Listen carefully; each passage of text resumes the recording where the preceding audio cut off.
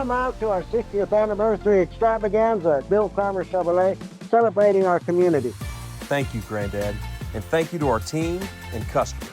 It's been 60 years of our family's service to yours. We want to celebrate this milestone with you. So bring the family out to Will Cramer GM on Friday, July 11th from 5 to 7, and let's have some fun. We couldn't have come this far without you, and on July 11th, we want to show our thanks. Because without you, this big day may never have happened. Okay, cool. Mr. Cramer, thank you so much for coming on. Happy to be here. We just got done having some fun political conversations, but let's wrap it back around to you guys are celebrating 60 years now. Mm-hmm. 60 years, and it's been your family that has been running Bill Cramer Chevrolet, but it was Tommy Thomas. Tommy Thomas before that, yeah. Something I'm curious about. Tommy Thomas used to be on 15th Street where Cook Whitehead is now. No, it's next door to their used car lot. So Florida Avenue on the south, I'm terrible with directions, southwest corner. It's a nonprofit now. It's a big building. It's got kind of a weird half circle shaped front. That used to be all glass. That was the showroom. That was our building. So right next to where the Forest Service thing used to be. Oh, okay. Yeah. I see what you're saying. That was the lot. And so because I know, your grandfather was huge in the community.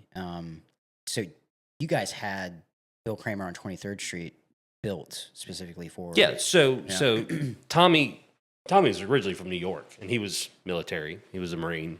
Actually, so was my grandmother. That's how they met. And she was from Birmingham. So when they got out of the Marine Corps after World War II, they went to her hometown. He had a few jobs, but then ended up selling cars for a big Ford dealer up there. Had a few small dealerships around Birmingham. One that wasn't successful, one that was, and then eventually he did well with the smaller one in Aniana. And the Chevrolet dealer in Panama City died. He got in a car wreck over by the college named Newt Tillman. And so Tommy got the option to buy the point. And Mrs. Tillman owned the property. And so that's the one on 15th Street. So he rented from her for, I guess, that was 20 years. But the story I always heard, this was before my time, but that he bought the property on 23rd Street when it was all woods. I've got pictures of just dirt roads and woods, maybe some lakes and ponds or whatever. And a sign in front of it that he put up said "Future Home of Tommy Thomas Chevrolet," which was to put pressure on her when the renewal came up on what it would look like. And I guess it didn't. He wasn't happy with whatever her proposal was, so he just built the dealership. Whoa. Yeah. But that dealership's gone through a lot of changes. Well, I know you guys had that. I don't know how long ago you guys had. I know it's been remodeled since I worked there. Yeah. So, and I like how they've done it, but kind of getting back onto the car thing. So let's go back to what we were kind of hitting on a little bit earlier. What are we going to see from like General Motors? Because we were talking a little bit about electric vehicles. You're telling me about electric Escalade now. Yeah. And we were talking a little bit about the prices and how They're expensive. Yeah. The So are they like, because I know with Tesla, you have to have, it seems that they have adapters now, but it used to be you actually had to have them like come in your home and they would have to set up the charging stations and things like that. Are they having to do that for those? You can do basically overnight charge through a regular outlet. It's probably longer than overnight, actually. Or you can get a level 2, level 3 charger installed, which both Florida Power and Light and I think GM has a program for that, but I know Florida Power and Light does. They have a program that basically you I don't know if you lease it, but you make payments on it and they'll come do the installation because they're selling more power. Yeah. But yeah, I mean, for the most convenience, you're going to want to have a charger at the house or at least one near your office where it's just sitting there. That's the big issue with I mean, they're awesome. They're so much fun to drive. They have incredible amounts of power immediately. And they've got all the bells and whistles you could possibly imagine. But the hitch to them is the range. Yeah. And then, on a fast charger, it's still going to take 30 minutes. rather than stop at a gas station. There are 20 pumps open. Just go pick one. 5 minutes in and out. You've got to go to a place, and GM in the last couple of years has started using the Tesla chargers, so you can go to, if it fits a Tesla, it fits the newer GMs, and they have adapters for the old ones, so you can go anywhere. Basically, you can go to Busy Bee, you can go to Buc-ee's or whatever. Yeah. Assuming a spot's open, it's still going to take you 30 minutes to charge, and that's kind of if it's towards the end of your trip, you don't really want to stop for 30 minutes. And So have you're to a go guy. back. You're a I'm still a gas guy for now. Yeah. It's an infrastructure thing. It's the availability, and the other side of it is not every place has these. GM has, and I'm sure Tesla does too, has an app where you can plot your trip and it'll take you to the chargers you need to go to along the way. So it's doable. It's just I'm very comfortable just with a gas burner, just finding a gas station and going. So Yeah, absolutely. So 60 years though. mhm. What's the craziest thing that's probably happened in that 60 years other than Hurricane Michael? Oh God, yeah. How bad did the dealership get hit? So we totaled out of a 400 car inventory, probably 200, around 200. 200 cars? Mm-hmm. And then What the did they other get- 100. What did they get hit by? Just like debris from the So we had the building? beautiful clay tile roof. So my grandfather built that Yeah. to look like the Marine Corps base that he left the West Coast. I think it was in San Francisco. It's like terracotta. The big yeah. arches and the stucco, and it was gorgeous. And yeah, in 2016, GM came and said, "Hey, that's nice, but you're going to look like every other GM You dealer." said San Diego? San Diego or San Francisco, I can't remember. So I was going to be like, is it 29 Palms? Yeah, you tell me. Yeah, I've been out there. Yeah. So yeah, the clay tiles flew off the roof, and if they punctured the window in a car, they totaled it because they said it was flood loss. So that's why it was so many.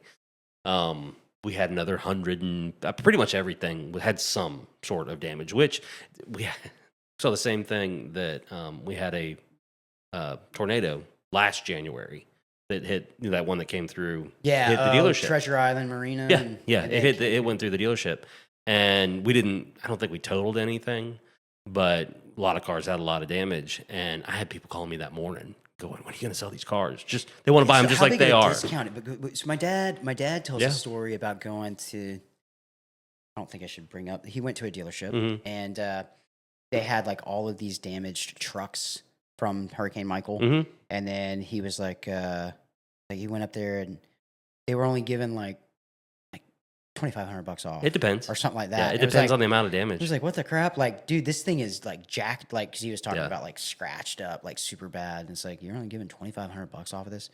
And if I told you the dealership, you'd be like, oh, okay, that Yeah. makes sense. Type of It thing. all depends. I mean, some people are. It depends. Yeah, on because the that's what I damage. was going to ask. Is like, so what?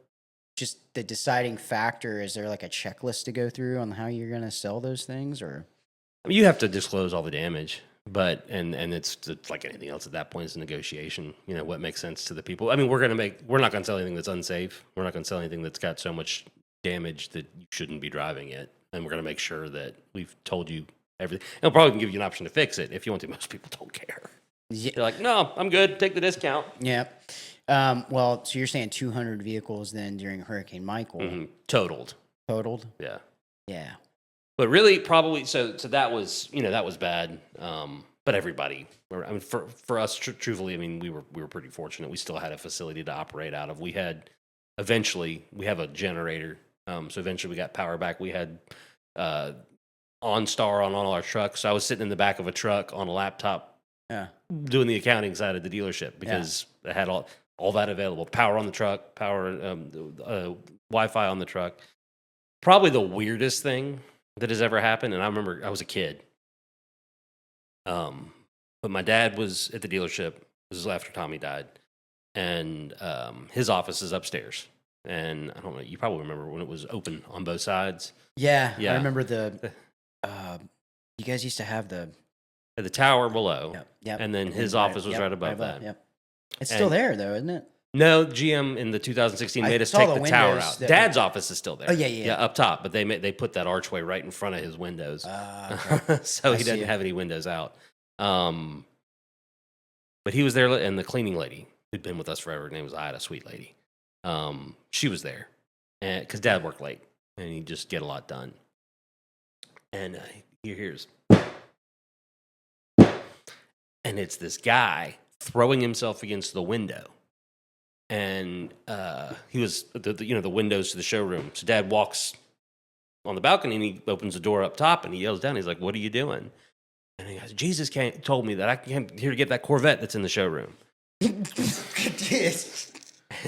he's throwing himself against the glass. Me, huh? Jesus. So Dad said, "Is he going to co-sign for you?" But Dad went back in. A guy eventually. So we have hurricane glass. I mean, we didn't have it. We had one pane that blew in during the Michael, but the rest of them were fine. So it's double paned. He eventually made it through both panes. And he was cut all up and bleeding and stuff. And he got inside. Ida found a closet and locked herself in.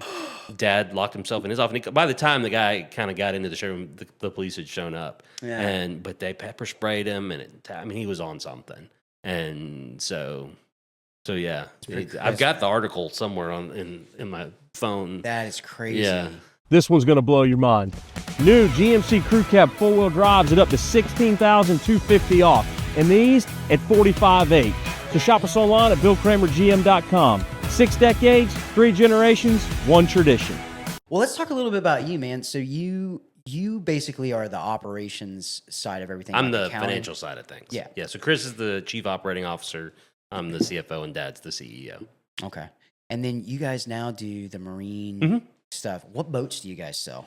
So we don't currently have a boat line.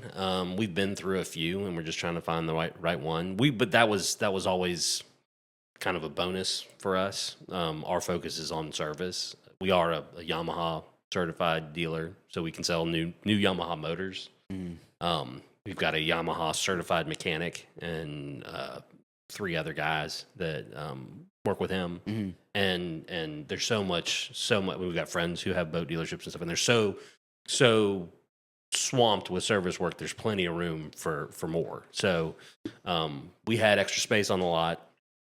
We've been car dealers with GM for 60 years, and we like to diversify a little bit. And we thought, let's just go into something that's similar to what we were doing. We thought it was a lot more similar than it turns out to be. We've learned a lot in the last 3 years about what we didn't know. But that's really what we're focusing on is the service, and then we'll find a boat line that we're happy with. So the boats that you have out there right now, those mostly are used. Actually, a lot of them are customers' boats that we're going to work on, but make an offer.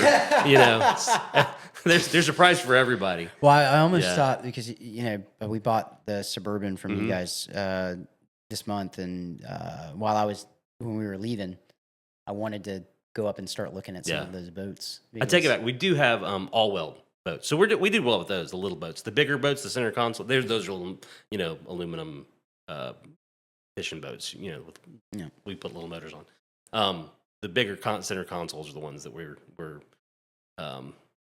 people are real picky about which brands and stuff they use. But yes, before Chris tells me we do sell boats. So you're older than Chris? By how much? 15 months. Really? Yeah. Almost Irish twins. That's like my son and my daughter. Really? Yes. Yeah, we back to back, and she and then tapped out. We're done. Yeah. I think. But no. So you went to Bay High. What year did you graduate? 2000. You graduated in 2000? Mm-hmm. Don't look so surprised. You think I was older? Yeah. I'm 43. Thank you. And then college? University of North Carolina. Why there? So Dad's dad, he was from St. Pete. Another family that he used to sell fruit and sent one of the parks down there to make money for his family. Went to St. Pete Junior College on a Rotary scholarship, but then enlisted in the Navy during World War II. And when he got out of the Navy, he got the GI Bill. And I don't know the specifics, but I heard he had a choice between the University of North Carolina, which had a naval ROTC, and like the University of Wisconsin. And so he picked UNC. And so loved it there, did well. So my dad went to Carolina, and then my uncle went to Carolina. I have one uncle who went to Florida, which is actually the reason Chris went to Florida. And then my sister went to North Carolina, and so I went there, and then Chris went to Florida. Chris went. Yeah, Yeah. I knew he went to UF. Yeah. But Every family's got one. what's your degree in? Then? So I went to college thinking I wanted to be a psychiatrist. And then I took a biology class. And it's funny because I'm watching my son go through high school and kind of have some of the similar, Yeah. the higher level, not quite like college, but getting towards the almost the weed out classes. Mm-hmm. And I had a biology weed out class and I got weeded out. The professor actually said, all right, it's the last exam of the thing. If you tell me that you're not going to be a biologist, I'll make sure you at least have a B in this class.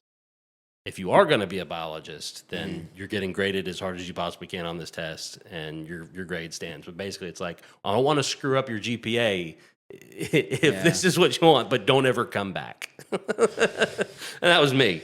So I wasn't going to be a doctor. Then I had a friend, actually was guidance counselor here, who was a psychologist. He's like, hey, I'm a psychologist. Why don't you go try and work for your dad and see if you like that? And I never really thought about it. I think it was a sophomore, between my sophomore and junior year, or maybe freshman and sophomore year in college. And I said, I was impressionable. I'm like, okay, why not? So the next summer, I worked in the BDC with Amy. And then the summer after that, I worked in the service department with Billy Don. And did you ever sell? I'll get to that. Yeah. But in the meantime, I was like, okay, yeah, I like this. This is what I want to do. And so Dad said, okay, we'll just go to college. Carolina's got a really, really good business school, but you got to get in early. Like it's a 4-year kind of deal. And I was 2 years in. And so he's like, just get a degree. Car business is different. An MBA is not going to help you sell cars. Yeah. But finish your degree. If there's stuff that we need to pick up, you can pick it up at Gulf Coast. And so I got a degree in ancient history. And he goes, yeah, that's not exactly what I meant. So I have a degree in ancient Greek history and a double major in peace, war, and defense because it was like 3 more classes. Yeah. What? Yeah. Peace, war, and defense? That's a track into the State Department from North Carolina. It's more, they call it a curriculum, not so much a major, because it's kind of pieces of other. But yeah, we talked about national security, international security, and this was all actually right around 9/11. So it was actually pretty interesting. It was a really interesting time to be talking. And then the 2003 invasion of Iraq and Afghanistan, and all that stuff. So it's an interesting degree for the time. It has I've used it maybe twice in my career. Both that's what kind of job do you get with you it? get to teach ancient history or go work for the State Department. Yeah. It's funny. So Dad did this, and so Chris and I both did it too, is when we got to work, and the funny thing about Dad is he's an attorney. Yeah. He's got a law degree. But he decided, or my grandfather convinced him to come work for him, and first thing he did was put him in the service drive. And so that's the first place I worked. That's the first place Chris worked. And we both first started out for, a couple months just moving cars. Yeah. And then we started right in service, and that's the hardest job at the dealership. Went to dispatch, worked in the parts department, spent a little time in the body shop, enough to know that we eventually wanted to close it. And then went to the F&I office, just working in the back, learning how to send in a deal, not actually, talking to customers, but calling in deals, pulling credit, looking at decisions, all that stuff. And Chris went from there to sales. But when I was in the F&I office, actually it was when I was in service, we had a controller who stole a bunch of money from us. She went to jail. Really? And so we hired somebody to determine how she did it and work through all that and then fill in the space. I was a warm body. So they put me in there with our CPAs who were from North Carolina for about 3 months, every day, all day. I mean, Saturdays, Sundays, trying to figure out how much she took, how she did it, all that stuff.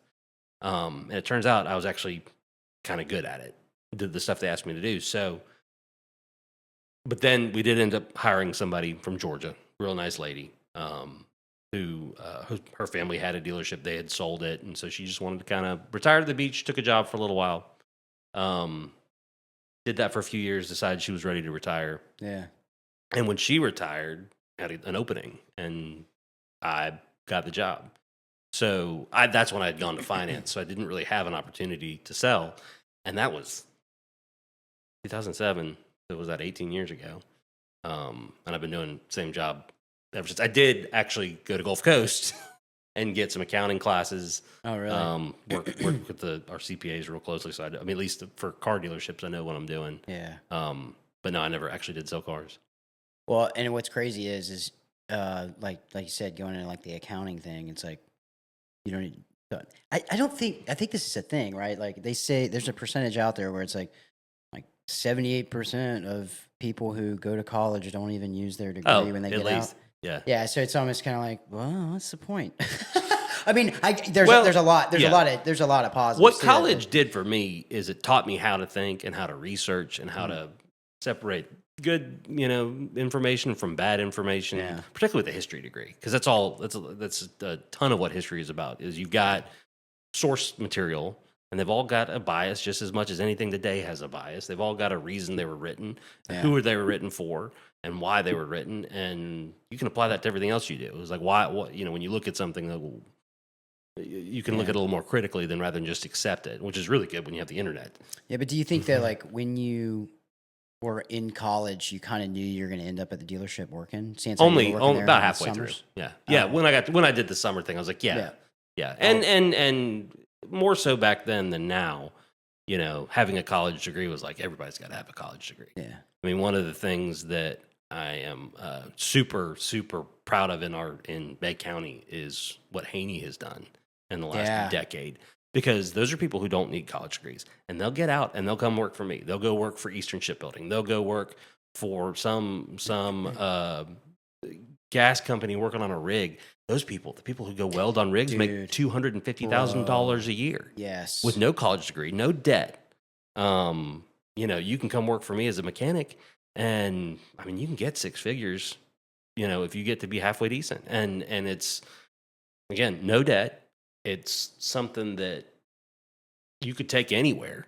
Everybody needs mechanics, whether it's technicians. I mean, and it's not. I mean, there is still some, replacing stuff, but it's also a lot of computer work now. Programming computers, replacing computers, rather than just, I'm just, getting greasy and dirty. There's still that, but the aircraft mechanics and stuff like that none of whom need a college degree. But we need them. Plumbers, electricians, all the trades, and they're doing a really good job training them all at Haney. So you guys hire out of Haney for your mechanics and things like that. Yeah, we've got a real good. I've been on the foundation for Haney for. I know this may may sound like a boring topic, but I'm gonna ask, and if it gets cut out, it gets cut out. But it's like I didn't think we were cutting stuff out. I thought this was like a real deal. Like everything's the way it is, bare naked. No. Okay, there's editing. Thank God. This isn't a debate. Anyway, okay. When your mechanics show up, so like you hire a mechanic out of Haney, and they come to work for you. Do they go to like a Chevy school or a GM school? Yeah. Where is that at? It's all over the country. They do. It's classes. So some of it's web-based, some of it's on, we send them wherever the class is held. Some of them are Atlanta, some of them are wherever. You'd like, hey, all of our classes are in Atlanta, just go up there. And they don't do them all at once. They'll go take a few classes, and they'll make progress over time. And the goal is to become the master mechanic, right? Is that a thing, ASE certified.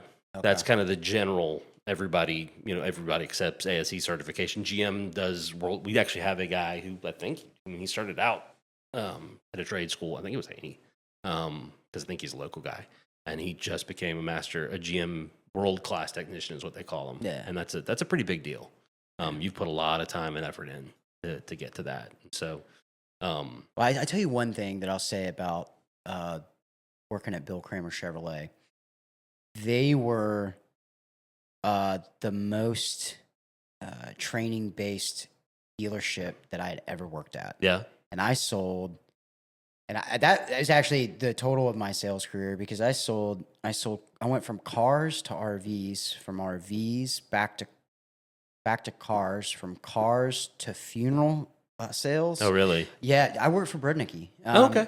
Over at and it was owned by Carriage Services at the time out of Texas, or not owned. I don't know how that works. I guess it's like a franchise thing because he's the owner. Yeah. But and then I went from funeral sales back to cars, and then I went from cars to heavy equipment. Mm-hmm. I was a sales rep for, and then I went from there to account management, and then from there in the Army.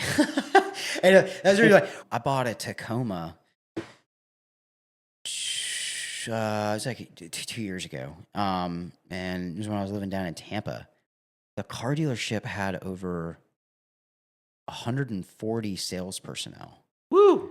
I'm trying to remember the name of this place. I'll get it to you. But when I was sitting there, and again, I talked to another car salesman, and like I can relate. Mhm. You know, I'm like, Yeah, you dude, can speak man, second yeah, language, whatever. right. I'm sitting there talking to him. This car salesman tells me he's a salary guy. He doesn't get paid commission. Mhm. He gets paid bonuses if he hits his bonuses on how many vehicles that he sells. But then he's salary, and I was like, it's like We've tried that. It's blowing my mind, Look, and I'm just like, yeah. what? How is this thing? Yeah. Like, you've tried it? We've tried it. Commission jobs in general, there are fewer and fewer people who can be comfortable with that. Yeah, it's hard. And it is hard. I mean, your livelihood is entirely up to you. And most people are just not comfortable with that. Younger generation in particular, and because there's some. I mean, when I first got there, our salespeople who'd been there forever, they presented numbers. They did all that stuff kind of on their own, and then they came back to the sales manager if they needed them for something or for coaching. But we've trained our salespeople now that they're really there to work with the customer, find the car, and then we have this 3 sales managers that they deal with the deal itself and the numbers and all that. But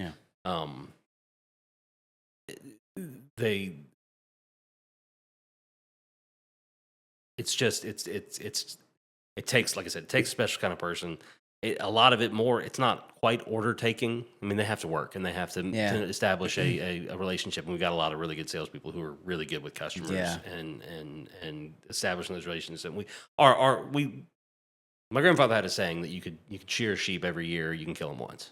And so, we want to build a relationship with the customer. We want to make them feel like they got a good deal. We still got a good deal. Coming back. And they keep coming back every year. And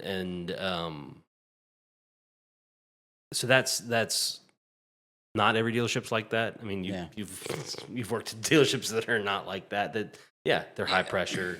I guess it's the volume stores. Yeah, I was really surprised when I bought my Suburban from you guys this month. Car sales has changed. And again, like as you were talking years earlier, I worked for Bill Cramer in 2011. Has it been that long? Yeah. Wow. 2011. Yeah. And I wanted to hit back on the training aspect because that's what we were originally talking about. But I got off on how dealerships operate.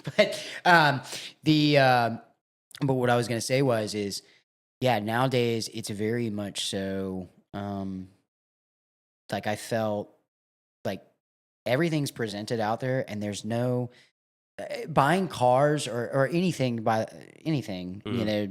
high ticket items, they're not the same as what they used to be, where you would sit there and you'd be trying to like, all right, where am I going to get screwed over? Yeah. Like, how am I going to do that?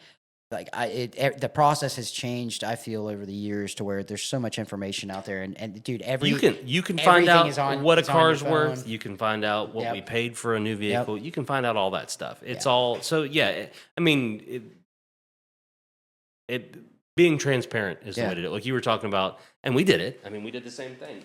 It took forever for us to put prices on our used cars. Yeah. On the window. And we were the other way. We put them on the window way before we put them on the internet. We just had call for price. And that doesn't work. Nobody wants to call you if they're sure. Well, this was early internet. Yeah. But eventually people are like, if they're on the internet, they want to stay on the internet. Yeah. If they're on the phone, they'll talk to you, but like they don't necessarily want you to call them. They want to surf the internet and find God, how old am I?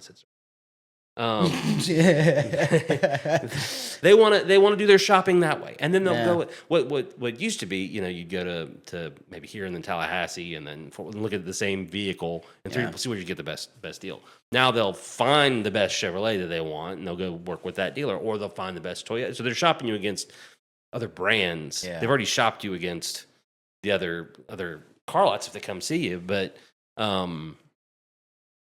Yeah, but I mean, you've got to be, and car dealership technology is always 5-10 years behind the rest of the world. Getting just the price on the internet to match the price on the vehicle, because we change ones on the internet all the time. Yeah. Because particularly on used cars, it's like, hey, it's been here for 30 days. We need to change the price because nobody's opened the door. And then you forget to you change it on the internet. Somebody comes in, they say, oh, wait, it's $1,000 more expensive, or is $1,000 less? Happened to me a couple of times, or something stupid like that. Where not at Bill Cramer, but at another car lot. I went through a car deal once, and it was more online in F&I. They're in F&I. Yeah, and freaking the guy gets up and he walked out. They called me a scumbag and all this, and he's just like, this thing, you guys are selling it to me for $1,000 more than what you're advertising online, and it's like. Wait a second, what? And it's like, it's one of those things where it literally missed somebody. It's generally an honest mistake. And it was not something that was done. And generally, if you point it out, people make it right. I mean, some people just don't give you the opportunity. Yeah, some people just don't care. Well, and we still have the same stigma that people think that we got all this room and everybody, like you say, screwing them, and you don't survive that long in this this even one of the car lots that I worked at, they're still suffering to this day because of how their business practices. I tell you, one thing we saw during COVID, and COVID was bizarre for car sales. I want to talk about that. Yeah. So we had 10 new cars on the lot. Today I have 200 on the lot, but we had 10, and everything went for retail. Because we couldn't replace, we had to make retail on it because we couldn't replace them. But you could buy a new car, drive it off the lot, come back a week later, and we'd buy it for you for more than we sold it to you. Because we knew, because there were no used cars either. So used cars were getting more expensive. They were more expensive than new cars. Yes, I know. Because they were available. There were no. So the rental fleets are a huge source of used cars, and they used to drive them for like 12,000 miles, and then they'd take them to auction, dump them, get new ones. And they had an unending source from the factories, giving them whatever they want. Well, they were the first ones to get cut off during COVID. And so they dumped their fleets for a lot at the beginning, thinking nobody's flying, nobody's traveling because they can't because of the pandemic, but then they couldn't replace them. So the ones that they had to keep for longer, but they weren't putting those cars back in. So that whole section of the market, or the source for used cars, was gone. There weren't new vehicles to buy, so people weren't trading in their used. It's scarcity. Yeah, when the COVID, because we had moved back in July of 2020, and I remember driving past Will Cramer, all the other dealerships. I was going to open up a street hockey league on my lot because there was it's all the room you wanted. And because, again, since I worked there, not seeing the. But when you worked there, I mean, we probably had the whole lot full and some across the street. Yes. You guys used to have like an overflow lot that was, Yeah. Well, so we had the lot next door. That's employee parking now. Yeah. But no, I mean, because 2011, I think the highest level of inventory you had was in 2013. And we were but interest rates were nothing. And that's when send us more, because it doesn't cost us anything to have them. Yeah. I mean, we were packed to the gills. We were parking across 23rd Street on the north side because we have that property over there. And we don't ever want to go back there again. Doesn't cost you any more to carry them, but at some point you got to get rid of them, and that costs money. But no, during COVID, and there were a lot of, going back to what I brought it up, there were a lot of dealers though who were like, if you want a new, because the new Corvettes had just come out. Yeah. You want a new Corvette? $10,000 over sticker, $15,000 over sticker. You want a new Hummer?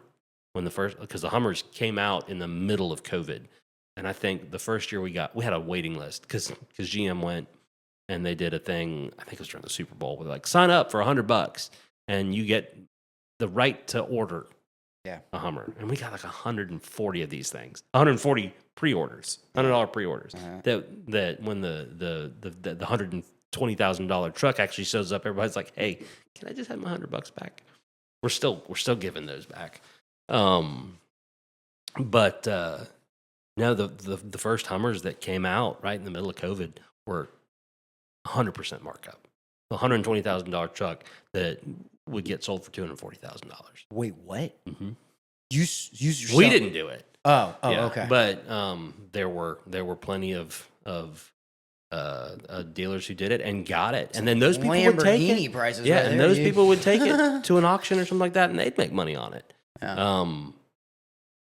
The people, I mean, a few months, about 6 months to a year later, the people who were still doing it got screwed. But I got busted up by that. Yeah. Because I was looking at after I moved back, I got a pretty decent job, and then it was like I was still driving a Dodge Ram pickup, and it was just, I mean, it had like 180,000 miles on it, and because I had driven it back and forth from Campbell and here, and so, but I was like, yeah, I'm gonna go look at one of those.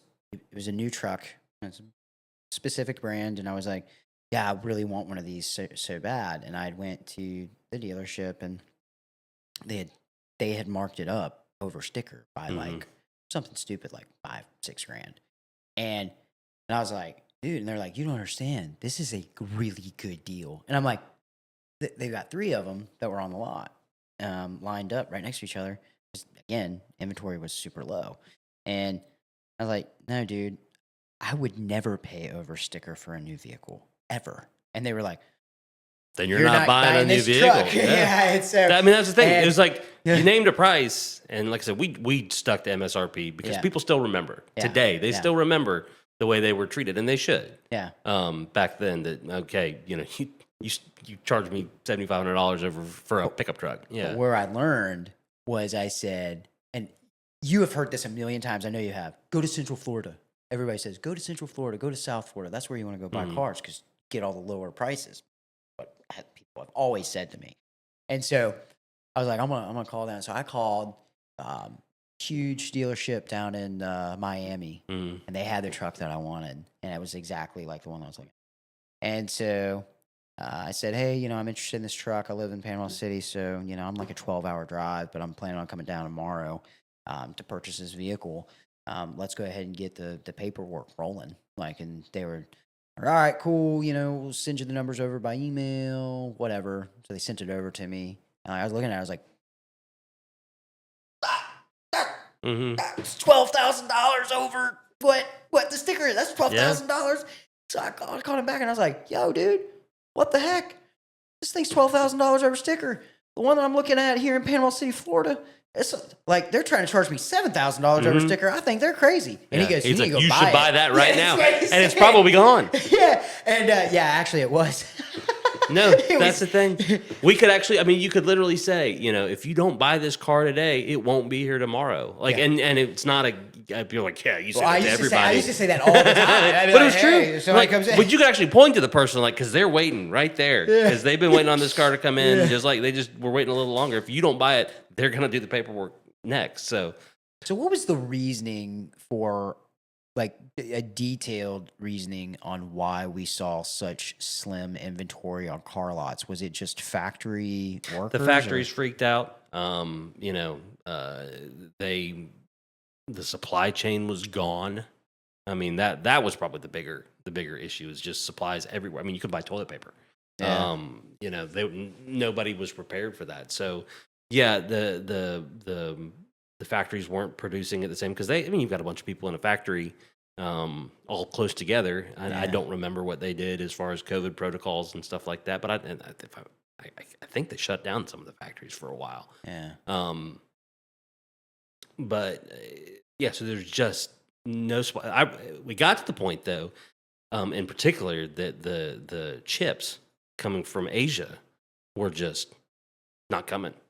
And when the factories got back up and running, they'd build these cars 95% of the way, but they were missing a couple chips.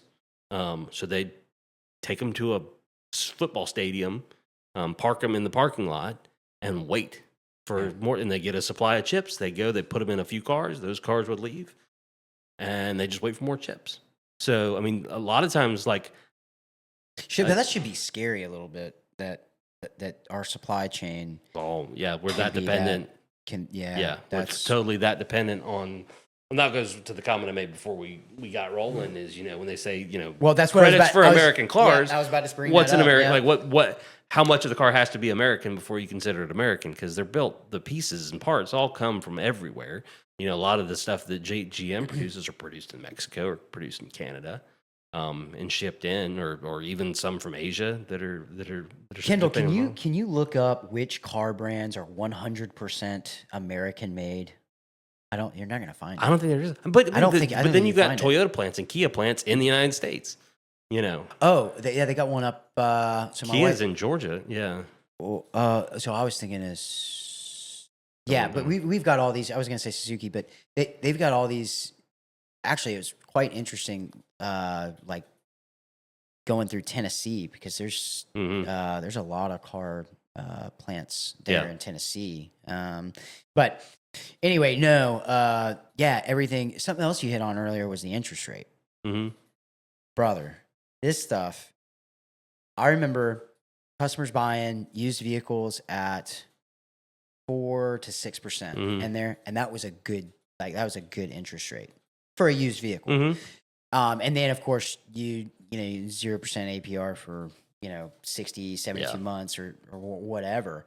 And now that was the deciding factor when we purchased the Suburban, because I was like, bro, these interest rates are freaking ridiculous now. I mean, are we gonna see those come down at all? I mean, I think some. I think eventually they'll. They're not as bad as they were. No. I think. Well, and we went for what 10, 15 years. That basically the prime rate was 47% made in the United States. Yeah. Wow. But I mean, I guess they're. And I wonder about those numbers. Is that the percentage of the vehicle? Is it? I mean, or yeah. Hey, but I mean, Harley, they still the most American made thing, and like somebody's like, those things are made in Mexico. No, some of the biggest assembly plants are in Mexico for like I think the Silverados or as far as GM's concerned. Oh, yeah. No. There's a lot of globalization that has been going on for the last let's 60 talk about years, the 70 tariffs years. though. The tariffs that are going on right now. I heard one of my buddies is buying I say one of my buddies. He's buying the new Zeo 6, and it's a very specific one. It's like a track car. It's like almost $200,000 car or something. And he was saying that he was actually worried about purchasing it because of the new tariffs. Right at now, at least as far as GM's concerned, I don't think Ford has said the same thing, but GM's going to eat the tariffs for the time being, whatever they wind up being, because that changes daily. But GM's not passing those on to us, and they're not passing them on to the customer. I think Ford is, and I could be wrong. But I am not a global economist. I figured you're the finance guy. Yeah. I figured you might know a little bit about what was going on with it. For me, it seemed just like a negotiating game. That's his art of the deal. Let's start with hit him with this, and then we'll negotiate from there. Yeah. Let's start with $4,000 off, and then we'll go from there. Let's start with 100% tariffs, and we'll see where we wind up. The car business has changed, but one of the cool things that I was saying earlier about working there was how you guys, I don't know if you guys still do it, but like you guys invested in salesmen pretty well back then. And I took it for granted because I was the first car dealership that I ever worked for. And so when I worked there, it was the Grant Cardone series that you guys still use Grant? We do a little bit of it in service. We don't do as much in sales. We kind of do our own stuff. Used to be like because I would go up to I would first of all I would show up at the dealership around 7:30 every morning, way before like it would open. I would go into my office and I would sit there and Chris. I mean, Chris, that was he was entirely my- Chris's baby. Yeah. yeah, he would. Well, I worked in the new truck department, so right down there, Was he manager back then in trucks? with yeah, With Jonathan was there. yeah. Yeah. And so yeah, their offices were catty corner, but I was down there in that building, and dude, I loved that office, man. Like it was glass all the way around. Anyway, it's still glass. Yeah, it's been totally redone. It got slammed during the hurricane. Oh, really? So yeah, it's all. Yeah, so I would go in there, and Chris was like, and he was just he's a great sales manager, but he was all about like, don't ever come to a point where you have nothing to say. Mhm. Like you need to be on your feet like all the time. When you're talking to people, you need to be on it. And so he would set me up with these. Well, I mean, it was the Grant Cardone series, and so like I would watch 6 videos in the morning or listen to those audio tracks. Yeah, there was something. I'm trying to remember what Yeah. you used to say, like 5 in the morning, 5 at night, or something Yeah, like that. yeah. And I would do that, and then I would sit there and I would practice. And I would practice, and I think I did well when I was there for my first like gig selling. And Chris helped me out a lot too. I mean, my first car sale was I sold a van to a church, but they had called it in on the like. I just did the delivery process. Like that was my first car. Yeah, sale. you were just Chris doing was the paperwork. Chris was worried. I think he was worried about me because I had been there for a week. He's like, dude, I better not walk past your office and not see you on the phone. You need to be calling everybody. And I'm just like, I don't call know. everybody that you're related to. Call your whole family. Yeah. Most car sales people's first sale is to a relative. So my second car sale was to my wife. Yeah, That I'm married to right now. Were you married at the time? I was, not to Okay. her. There's a whole story behind it. You may not want to tell on a podcast. I mean, it's freaking, what? How many years ago was that? I guess Almost that was like 14 15 years years, ago. Yeah. My second car sale was I consider it my first. She was my first Yeah, car not sale. you were just doing paperwork for the church. Yeah. She was my first car sale, and I sold her a Mini Cooper. We had taken in on trade. You remember I don't know if did you used to go back with the sales meetings Yeah, on I the do back some of lot? the trade walks. Yeah. Dude, I used to love doing that in Yeah. the morning time. It just made it fun, man. I really like that stuff. We still do them. Oh, do you really? Mhm. We do them out front now. We They bring used all to the do cars the up. Yeah. one of the coolest things ever. Well, they make you the way that it used to be was like, all right, we got this car, get up here, sell it. Yeah, and you they had to just pick sponsor, up- like you were sponsoring a car, and like you had to do all the research, and you had to present it. Yeah, Yeah, Particularly if you took it on if you trade. brought it in on trade. You had Yep. to explain it to everybody. You know, Daniel Raffield and I worked there at the same time. Yeah. And so, he's a completely different person now. So am I. But We all are. But man, it's hilarious. Yeah, I remember going back there. Oh, dude, the guys that were there were pretty awesome. But you come up with all these slang terms for stuff. You got a bone thrower, Oh, that babysitter. was yeah. The like- bone thrower was the sunroof. Yeah. The babysitter's the Babysitter rear was the- entertainment. Yeah, yeah. Some of them we can't talk about. Oh. Yeah, you know what I'm talking about. Yeah. The heater. Yeah. But no, like I remember it was a fun place to work. It and should be. But I know? took it. I'll admit though, like I took it for granted because when I left there, I went to RV sales, and dude, that is worse than selling a house, I think, because you have people that come up in there that are looking at RVs 5 years before they retire, and they're just like getting an idea for because you're about to spend $350,000, Yeah. $185,000 on a gas, $350,000, or I sold a $760,000 motorhome. That's the biggest sale that I ever did. Ooh, yeah. I mean, you start talking about. I mean, Now that's, you can do them in the millions. Yeah. Yeah. Oh, yeah, they do. I don't think where I worked. I don't think they didn't ever. have it, I don't They didn't think, ever yeah. have anything like that. But I mean, that was. But then you start getting into tandem axles and stuff like that. But when I went there, it was like, okay, I'm in the big leagues now. I'm selling big ticket items, big commissions. when are people going to start showing up? Yeah. It's just kind of Well, like, it's like real estate. I Yeah. mean, yeah. I mean, it's yeah. and even boats too. With boat yeah. sales, it's I never you're knew not how- going to do as many, but you're going to make more commission on it. But you're going to do one or two a month, Yeah. as opposed to you're going to sell 10 cars if Yeah. you're doing a decent job.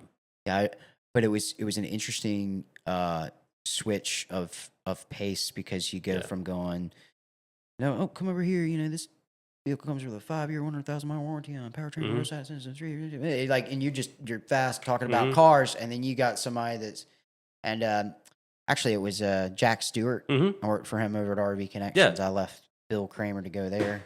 That actually was a little bit of a thing then, but it was 15 years ago, so whatever.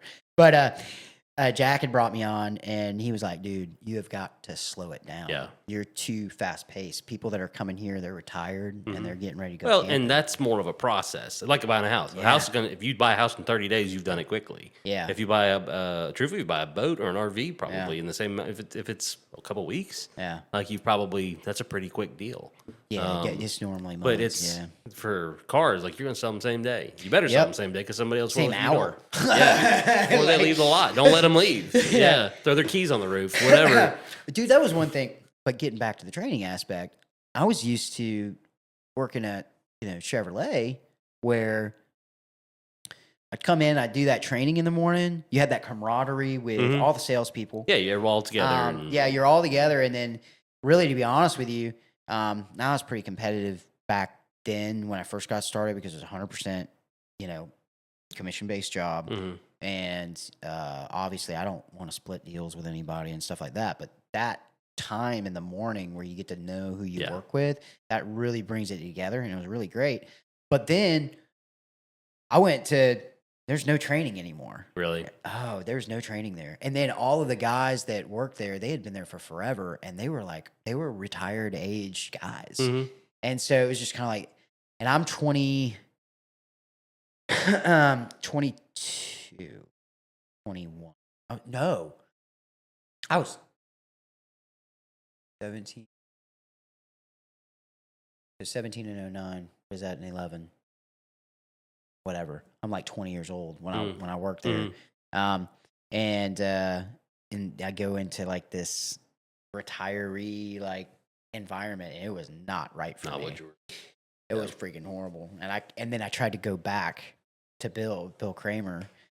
And I remember going in there and begging Chris to give me my job back because it was like, I miss it here. My desk is still there. You haven't hired anybody. Well, I was gone. I was gone for a whole year before I went back and asked him for my job back. And he was like, no. And it was probably the best thing that ever happened to me at that age because it was like accountability. Like you don't. I left the dealership very quickly because there's a in sales they always say like if you put in your 2-week notice you just go ahead and leave because they're not going to keep you for the whole 2 weeks. So I mean I just walked in one day and basically packed up my stuff and I went in there and turned in my key to Chris and was like, I'm leaving, I'm going to go sell something else. Like, where are you going? And I'm like, well, I don't want to tell you that. And he's like, where are you going? Like, who's stealing you from me? Like, because he's very competitive. And the reason why he's competitive when it comes to his employees is because he invests in them. And so, and I was too stupid at the time to really understand that. And anyway, I went off on that whole story. That's a story that I want to talk about with him. But let me just come sit in here for that. Oh, what? Let me just come sit in here for that story. If I can tell when I talk to him when I bought the Suburban because he still really is involved because I dealt with the salesman up there and I was just like, we can't come together on numbers, and then Chris called me within like an hour. He's like, yo, bro, like, what's up? Like, you let me know what I got to do and I'll make it happen. And I was like, we're this far apart. I need this. And then he's just like, okay, get back up here. Let's do it. And like I went back up there.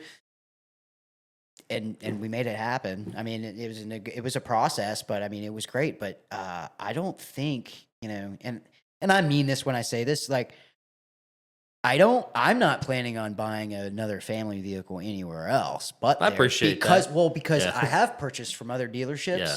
since I've been back home, and the level of service. First of all, if it takes you 6 hours for me to leave your dealership, I'm buying a car, Mhm. I'm unhappy. Yeah, sure. And I never want to come back. It It shouldn't take was that a long. 45-minute process, Yeah. and it was great. And Unless it's like, I don't know what I want and I want to try Well, a whole bunch yeah. of things. But Well- yeah, as far as like, you're just sitting here by the TV waiting for us Yep. to get our paperwork together or call it into the bank or whatever we're doing. they got it done so quick. Yeah. The F&I guy was great. The 2 salesmen that I worked with were amazing. We know that kills it. I mean, you sold cars. That making people wait kills everything. Yes. People Oh. give them more of an opportunity Buyer's to walk remorse out. starts to kick Or in. just, you piss them off and they're like, I don't really need to do Yeah, this I don't today. have time Yeah. for this. Yeah. Yeah. But okay, so moving on from that. So you've got kids that are going to high school here. Mhm. And so what are you doing actively in the community right now? I'm still really involved with the airport. I'm the vice chair of the airport authority. So I didn't know that you Oh, were okay, part of yeah. it. So when you were at the dealership, Mhm. my dad was on the airport authority. 'Cause What is that? So the airport authority is the entity that is responsible for the oversight of the airport. We hire an executive director whose name is Parker McClellan, who does a killer job of actually running the airport. But we're kind of the board of trustees. We're appointed. 2 seats are appointed by the beach. 2 seats are appointed by the city. 2 seats by the county, and then 1 seat from Walton County. And we have 4-year terms. We can have two terms are our limits. But yeah, we make the big decisions in terms of where we're going to spend our money. We're doing an 80,000 square foot terminal expansion, a new terminal to the north of the existing terminal that will have bigger holding areas, more gates. I think 6 more gates, and that's just part of our. And I could be wrong on that number, but I think, but it's going to be. It's a phase. We're going to continue to the north. We're going to increase parking. We're going to. We're the ones who negotiate. We approve the negotiations between us and people who want to lease property for us. So we're kind of the commission for The airport. the airport. It's its own special district, is what it's called. It's got its own police force. It's got its own fire department. And Parker's essentially the city manager, and he So the airlines are all tenants. They all either have their own staff as far as actually flying the planes, getting people on and off. That's not us. Yeah. We maintain the facility. We help them out where we can. The gate agents all are theirs or contracted to work with the different airlines. Same with the baggage handlers, but we provide the facility.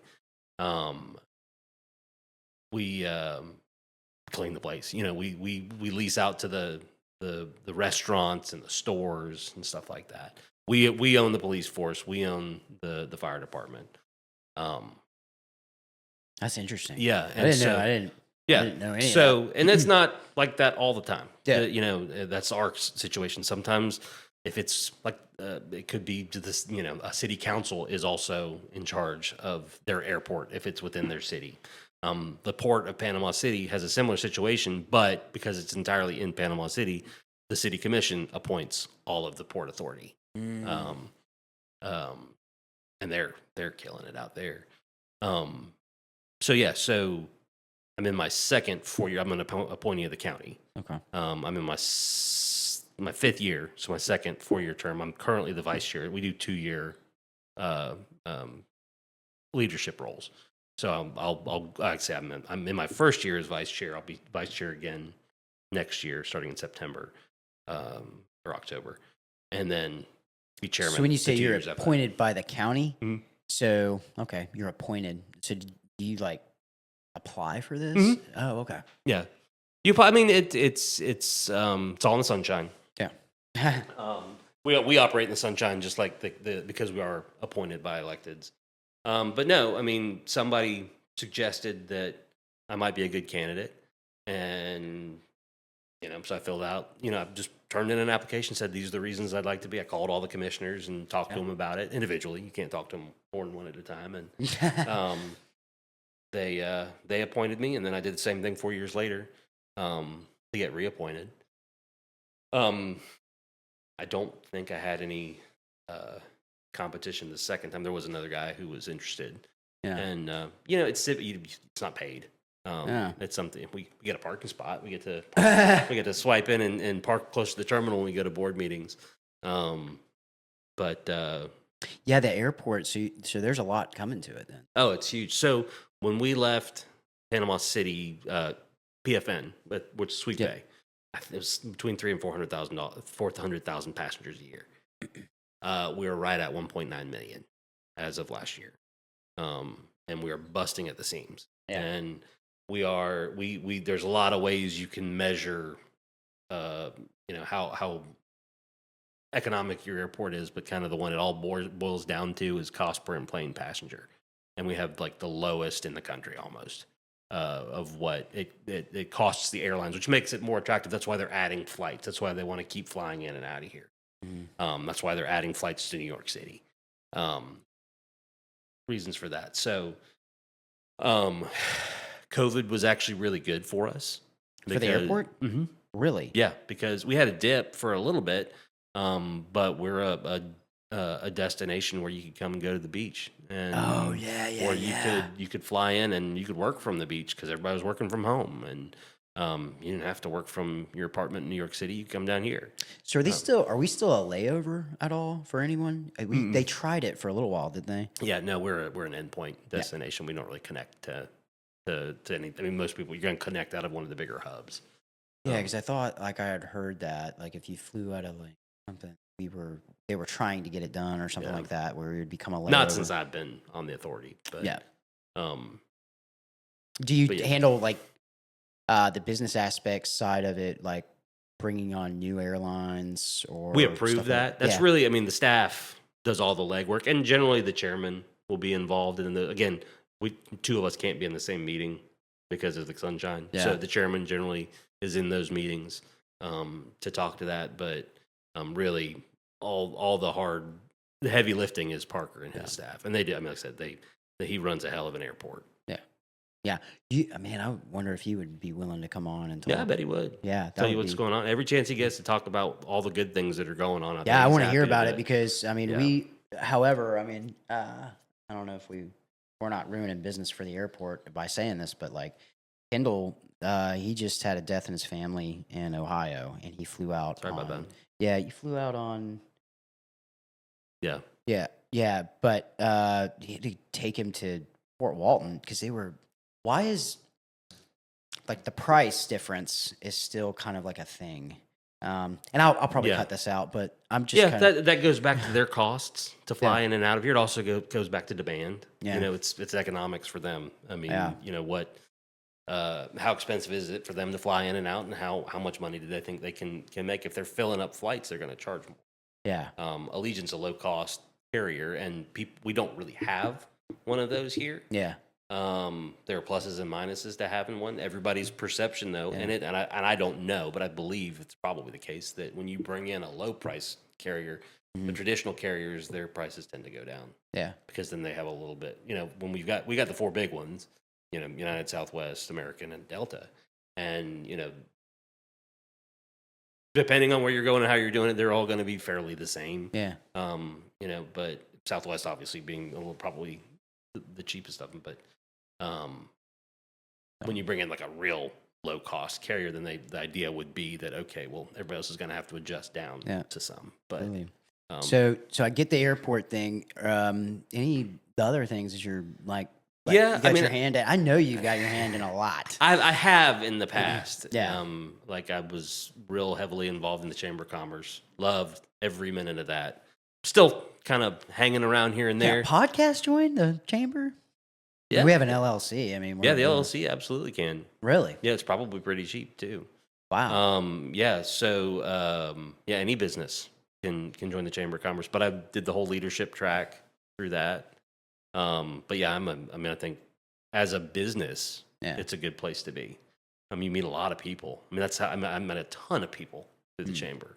And the point of the chamber is to help business. I mean, that's what we're there for, is to improve everybody's local business and to make connections between. That's why we have events like First Friday. Yeah. Have you ever been to First Friday? Nah, nope, never have. Well, next First Friday of the month, networking starts at about 7:30, and the program starts at 8 at the Holly Center at FSU. Come, and I mean, you can be my guest if you want to just see what it's all about. I don't know what the program. So there's generally there's a sponsor who gets 10 minutes to get up and talk about whatever they want to talk about. There's a program that the chamber invites, and it could be, but this May is Tourism Appreciation Month. So Dan Rowe from the TDC got up and talked about all the great things that he does, because he does a lot of really good things. That's freaking great. Yeah. But there's generally 100, 150, 200 people in the audience there. Yeah. And so there's you meet and network with those people ahead of time. You hear about what's going on. The chairman gives kind of a report about what the chamber's doing. Which, when I was the chairman, a really good friend of mine who's a former chairman said, "Keep in mind when you're giving that report, nobody gives a shit." So mine were always very quick. But then you do, like, they have a time for community announcements. We always introduce new members. They have or visitors. So if you came, we'd line up at the beginning, and you could tell everybody who you were and who you were with. Hand out business cards. Wow, absolutely. Make connections. Those are the kind of things that the chamber, the county chamber in particular, is also really, really heavily, and you'd probably like this, involved in governmental affairs. So we have a committee. I'm gonna be completely honest with you right now. We are not gonna be hitting local politics as hard as what we did this past election cycle. Yeah. I've being up till 4 a.m. in the morning, taking shots of Jack, trying to stay awake. And put this stuff together. I feel like that's counterproductive. Well, you gotta have something to keep you up. Yeah. That was knock me right out. That's the military portion, but I got you. It was really it was rough. Yeah. This was a rough, but we hit every single candidate except for 2. So the chamber doesn't really get involved in the elections so much, other than we'll host events. So we hosted stump speeches. Did you do one when you were running for county? So I was supposed to. It was in a morning. Yeah, it was that First Friday. Yeah. And I was probably dressed as Uncle Sam. No, I didn't end up doing it. Okay. So we do that. We don't pick candidates because we're gonna have to work with whoever gets elected. Yep. But we do pick issues. And there's a whole process. So there is a governmental affairs committee. Anybody who's a member who wants to join the governmental affairs is welcome to come. An issue can come from the membership, an issue can come from the board, or just a business or whatever. And it goes to the governmental affairs committee, and everybody discusses it. And kind of comes up with a general thought. And then the staff will write kind of a position paper, present it back. They'll kind of chew on it and come up with notes. And then it goes to the chamber board, and then eventually goes to I think it goes to the executive committee first, and then the chamber board, and the chamber board's got to be the one to approve it. And then we have, here are our issues, and we go to local government, we go to Tallahassee, we talk to, we don't go to Washington, but we're in constant contact with, Dunn's staff, Rubio, well, not Rubio anymore, but Moody's staff now, Rick Scott's staff. I mean, Rick Scott, the day after he got reelected, was at the chamber office having a roundtable that morning. Wow. So we've got a very long history of being involved. We've got a lot of really good relationships with people in town. So the chamber leadership and subject matter experts will go to Tallahassee once a year and talk to our electeds. We'll talk to DOT. We'll talk to Fish and Wildlife. We'll talk to, and tell them these are our priorities. And they'll talk to us and kind of tell us where they are with it. Oh, and you guys actually do your research and figure out we what have it is. somebody we have somebody come with us who does. So Dan Rowe might come with us and talk about tourism stuff. Parker from the airport will come and talk, to the DOT people about the things that are going. And generally, they already know you. I mean, it's not the first time they've met you. You're following up on a conversation, but you're coming to where they are, and at least showing your face and saying, "Hey, We appreciate our relationship. We want to maintain the relationship. You know. So were you on the governmental affairs committee? Yeah. At all? So the chamber has a very defined leadership path, which is really, really helpful. You start out as a treasurer, you become vice chair, which is when you are technically in charge of. I think I could be getting this entirely wrong. I think that's when you're in charge of vets. Actually, you have the chair elect, and I think that person is in charge of governmental affairs. Although there is a chair of governmental affairs who actually runs the meetings and does that stuff. But you're kind of responsible for it at the board level. And then you have the chairman, and then you're the past chairman, which means you're the military affairs chairman. It's kind of the reward for making it through all the other stuff. So I was real involved. I went to Tallahassee with him a couple times as chairman and as chair-elect.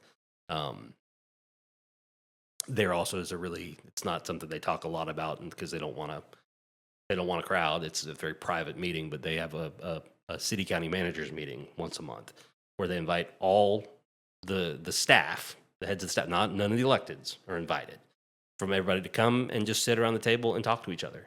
And just, are there things the chamber can help with? Are there things you can help each other with? So you've got the county manager talking to the city manager from Panama City, and they're saying, hey, what can we do to help each other out? Seems like it is really good. It's one of the most. So the chamber is where it's at. Like you should. I feel like if you own a business, and you should become. You need to be part of that. And if you're a beach related business, the beach chamber does a really good job with and even if you're not a beach business, But that's really their focus, and they do a real good job of the tourism type stuff of that. But there's a lot of crossover between the two. They're not all one thing, and we're all one. And I say we because I've been more involved with the county chamber. But we're members of both. Yep. But no, it's a really, really good way, particularly for a business getting started, to just know what's out there. There's a really good if you really want to hit it hard. There's a really good program called Leadership Bay, where they take somebody who's your age, more than my age, but people my age too, or older even, depending, who are not really all that familiar. And I want to say it's 6 months, might be 8 months. And every other Wednesday, you're with the chamber. And Wednesday again, I never actually did it. I wish so bad that I had, because you go and you have a military day, and you go to the Navy base, and you go to the Air Force base, and you meet all the commanders, and they take you around and they tell you what's going on. They have an infrastructure day. You go to the airport, you go to the port. You talk to the county about their transportation. You have a nonprofit day. You've got you have a government day, you have an education day. And so you go and you see everything that's going on in the committee, in the community.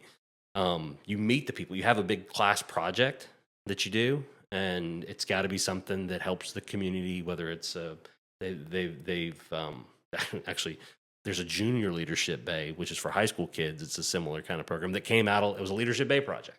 Wow. It's a huge time commitment. And that's always been my issue, because actually one of the airport authority meetings are always on Wednesday mornings. I said, can I have a pass? And they're like, no. I mean, they're super strict about, like, you can't miss any of them. Wow. But it's a really, and the bond, it's about 25 people. And the bond you make with those other 24 people. I mean, I've got friends who did it 20 years ago, and they're still like, oh, yeah, we were in Leadership Bay together. And, like, So it's really cool. So, yeah, I'm a huge chamber guy, proponent of the chamber. I think they do really, really good stuff. The Port Authority, the chamber. We're just going to. Yeah. What's next?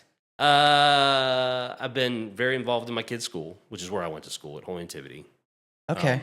So I went to school growing up. My sister, my brother, my mom didn't go there, but she was a big supporter, and they actually had a lot to do. So it was at Holy Nativity Church, but then they were able to do some land swaps with the school district to get the old Cove School, which is where they are now, which it was a media storage or something like that. We used to think it was haunted because of how broken. We used to play. We had baseball practices in the dirt field behind it, because it's in the middle of the cove.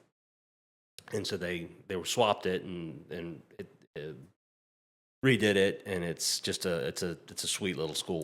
You live in the Cove? Mm-hmm. Dude, I really love that area. Yeah. It's so I lived in the Cove. It was my first apartment. I lived down Bay Anchor Apartments. It's right across from the Cove. Yeah. It's the square Yeah, stucco. yeah. Yeah, I walk by there every day. Yeah, and Is that the one that was next to Mai Tai? Yeah, Yeah. right next to my. I don't think it's been occupied since the storm, but yeah. Oh, really? Mhm. That was 2000, 2010, Yeah. 2011. Well, So yeah. you were right behind the school then, because the Yeah, school's up yep, on yep. Linda. I used and- to. Yeah, I used Yeah. to. Yeah, when we take walks and stuff and go downtown, and it was right there. But, yeah, the Cove though during a certain part of the year, fall, like near Halloween, Mhm. I love it. Oh yeah. It just I don't know because we don't really have, and I know that sounds really that's odd, but No, it's I like know the feeling. it's the thing of that's what I miss the Cove more about because and then trick or treating through the Cove as a Oh, kid. so we're My on- parents would take Yeah, we're on South Cove Terrace, which is like it's packed.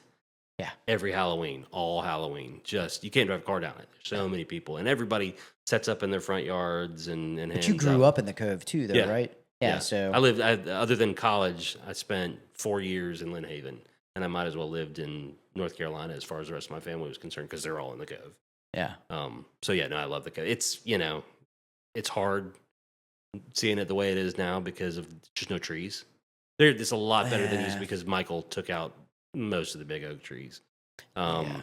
So it does not the big canopy and then the so it's wind probably blowing through it. not what I remember it during fall because that's what There I are remember. parts, and it's coming back. Yeah. But there are, like, particularly around the school, there's like 2 or 3 streets Yeah. that you can forget that Michael ever happened, and just look and see the canopy and the Spanish moss and the wind blowing, and that's particularly during fall a little bit crisp air. Halloween era, man. That's my favorite thing. But yeah, particularly coming down Cove Boulevard.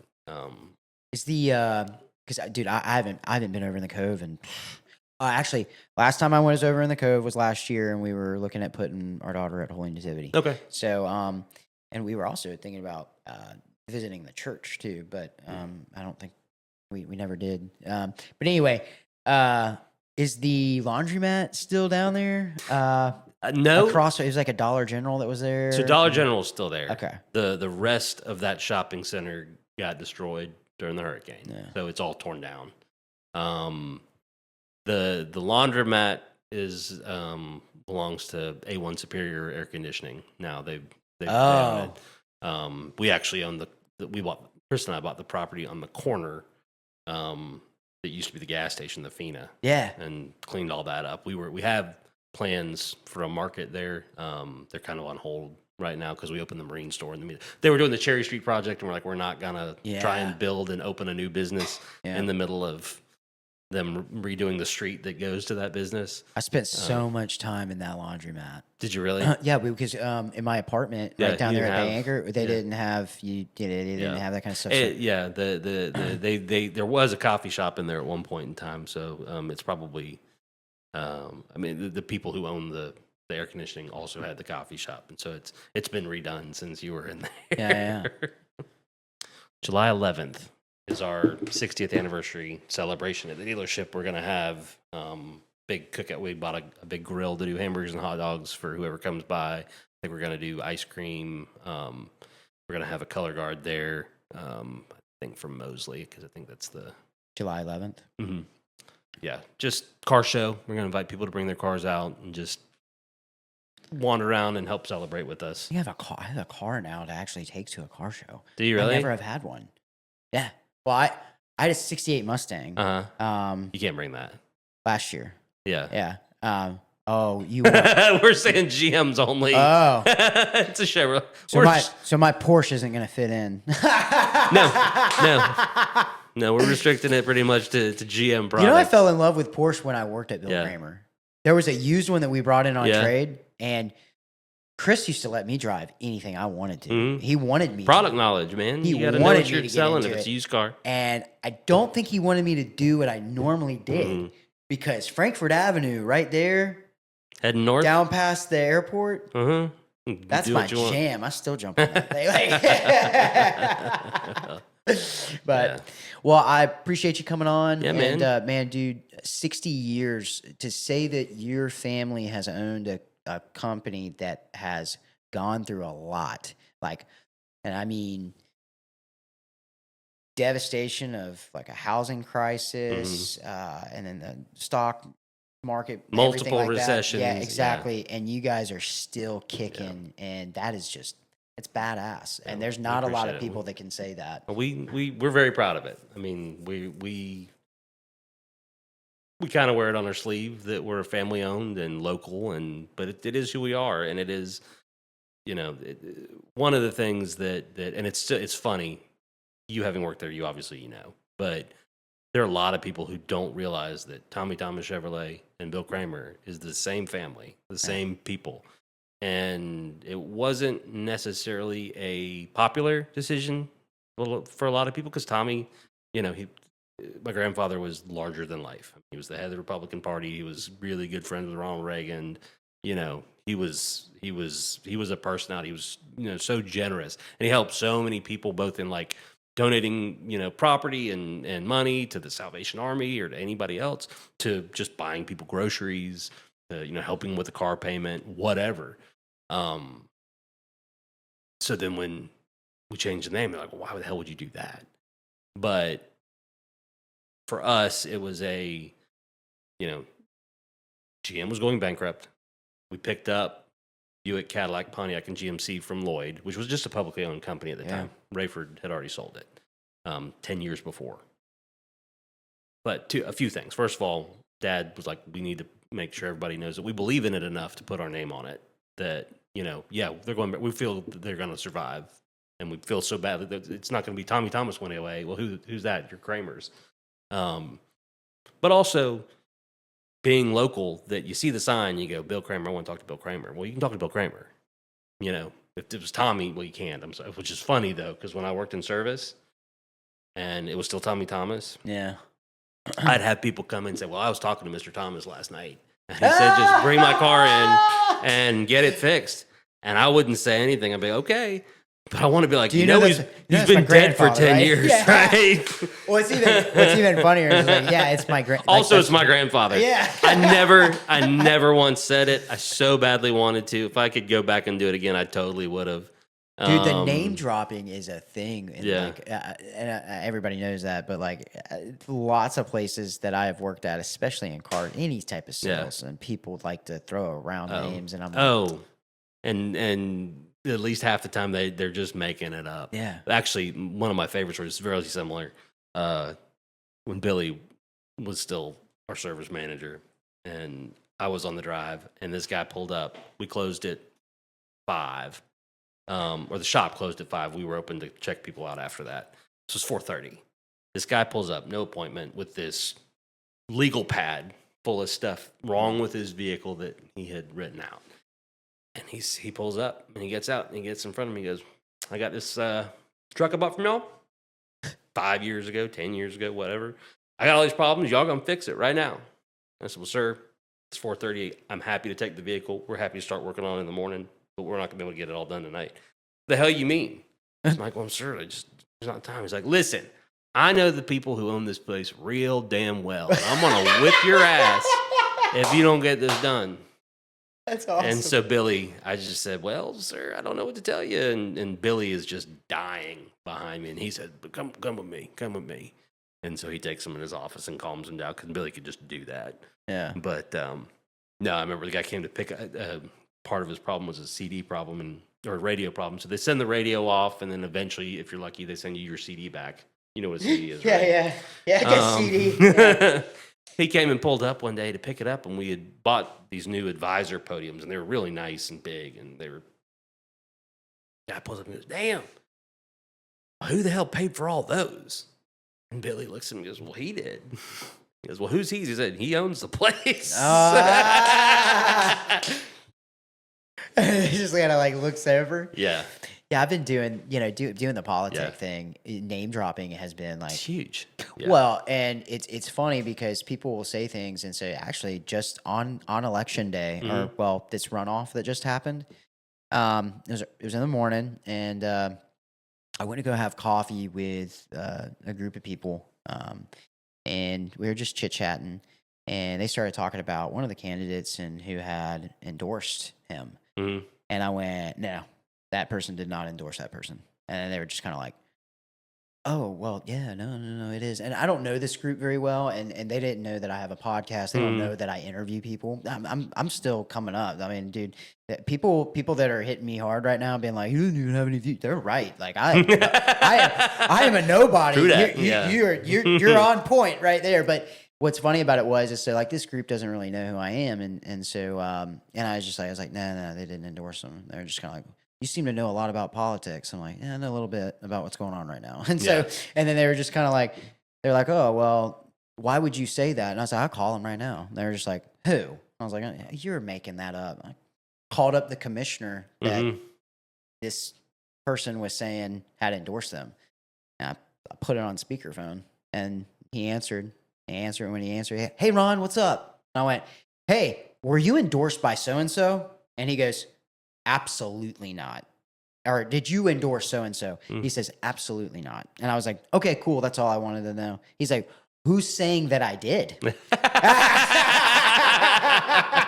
I'm like, well, I'll just let you figure that out. Like, I'm not. And so, which actually, the particular person that I'm talking about got extremely upset. And so, but it goes back to the thing of when you say things, this is we're a small, big town. We still very are. Yeah. We're a small, big town. So chances are, if you're sitting in a coffee shop or something, you're talking to somebody's overhearing a conversation that is going to get back around to somebody. Yeah. Or that they, that like, you're listening, like they don't know what they're talking about. Yeah. I like doing it now. We just did it the other night. We went to St. Andy's, and I knew that the people that were sitting across from me, I knew that they were listening in on the conversation, and I made sure to give them all the details of what I thought. Because I knew they were going to get back. And they even went so far, they tried to be sneaky, man. Dude, people are weird, bro. Like, they videoed me. She was sitting here trying to act like she was on her phone, and she was videoing me the entire time. She keeps going. Yeah, that's the reason why, man. Like, and then it was, I'm going to put it down. I'm going to record you. I'm like, dude, people are nuts, bro. It's crazy, but I appreciate you coming on. Yeah, Thanks for taking for time. having me. And thank you for your sponsorship as well, because Will Cramer Chevrolet does sponsor us, and I know everybody's seen. And you feel bad about like however you left it at the dealership. If we're giving you money, we must feel okay about it. Well, I think Chris, when I went in there with my family, and he sees that I actually, turned into a respectable guy, and I'm not still the punk kid. There's people out there that have a different opinion of that, but I'll tell you, Chris was a punk kid too. Well, I appreciate you coming on. Thanks.